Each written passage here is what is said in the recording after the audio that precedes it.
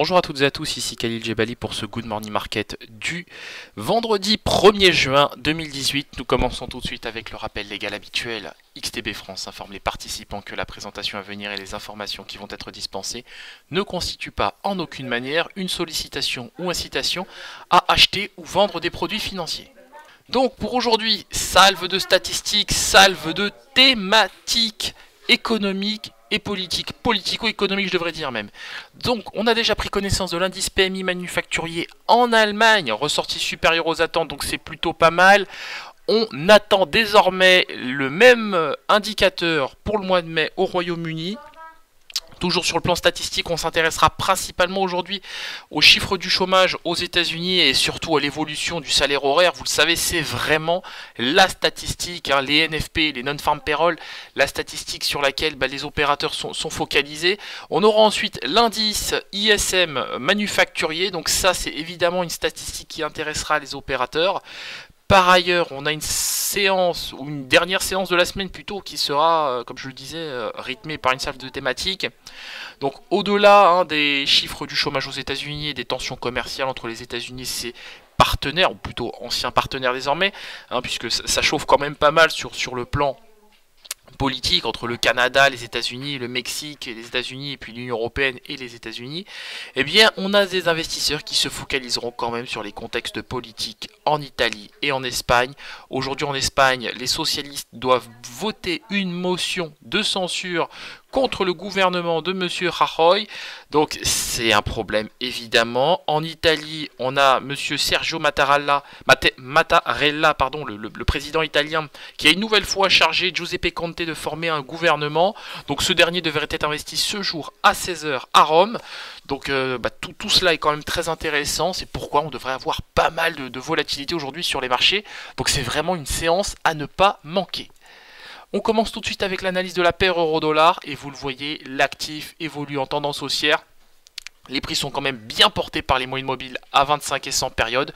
Je viserai pourquoi pas le seuil des 1,1725 $ pour 1 euro à très court terme sur la paire euro-dollar. On enchaîne avec le DAX. Le DAX qui a enfin rallié le niveau des 12 700 points, donc c'est conforme au signal de trading posté ce matin sur le site d'XTB. Donc ce qui est pas mal, c'est qu'en ce moment ça marche plutôt bien. On a des très bons signaux, des très bons setups de trading. Donc on peut quand même s'en satisfaire, voilà. Donc je table sur une poursuite de la tendance haussière sur le DAX 30 et je vois bien le niveau des 12 737 points, pourquoi pas, voire même pourquoi pas le niveau des 12 800 points aujourd'hui, à condition d'avoir une belle toile de fond acheteuse sur les marchés actions. Le gold qui lui aussi décidément bataille, se bat mordicus pour se maintenir au-dessus des 1300 $ l'once. Et pour cause, c'est vraiment un seuil symbolique, ce niveau des 1300 $ toute la semaine. Les acheteurs-vendeurs se sont battus, enfin les acheteurs plutôt se sont battus pour maintenir ce niveau de prix. Pour l'heure, effectivement, on est légèrement en dessous des 1300 $ l'once. Je ne m'en fais pas pour le gold. Je continue de viser le niveau des 1306 $ l'once à court terme. Sur le contrat WTI, donc le département de l'énergie a fait état jeudi d'une nette contraction des stocks hebdomadaires de pétrole pour la semaine terminée au 25 mai. On a des stocks de brut qui ont diminué de 3,6 millions de barils. Néanmoins, les stocks d'essence et de produits distillés ont respectivement progressé de 534 000 et 634 000 barils sur la même période. On a des prix qui n'ont malheureusement pas salué cette bonne statistique, bonne statistique, toute proportion gardée évidemment, parce qu'on a quand même des stocks d'essence et de produits distillés qui ont bien augmenté. On a quand même aux États-Unis une production qui a atteint un nouveau record à 10,8 millions de barils par jour la semaine dernière. Donc autant vous dire que c'est un record tout à fait significatif. Les Américains produisent désormais autant de pétrole que les Russes, oui, absolument. 10,8 millions de barils produits par jour la semaine dernière. Donc c'est tout à fait significatif. C'est normal que les prix, que les opérateurs ne saluent pas quelque part cette bonne statistique. Donc pour l'heure, j'aurai un pied vendeur sur le contrat WTI et je viserai tout simplement le niveau des 66 $ le baril à court terme. sur l'indice S&P 500 maintenant.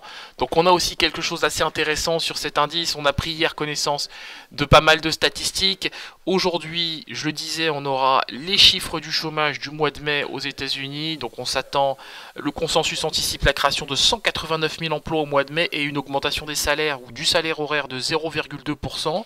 Donc on table toujours sur un regain d'inflation salariale aux États-Unis. Donc on espère bien évidemment que ça portera les indices. En tout cas pour l'heure, les futurs américains sont orientés à la hausse ou évoluent plutôt en territoire positif.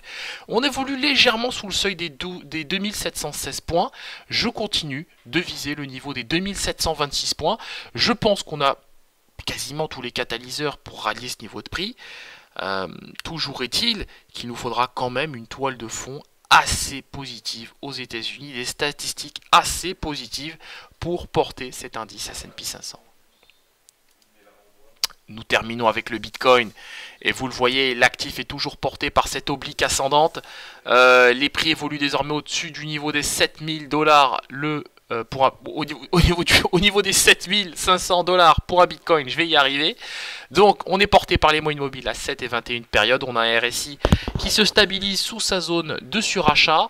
Je pense qu'on est clairement susceptible de revoir le niveau des 7569 $ pour un Bitcoin, voire même, pourquoi pas, le seuil des 8000 $ pour un Bitcoin.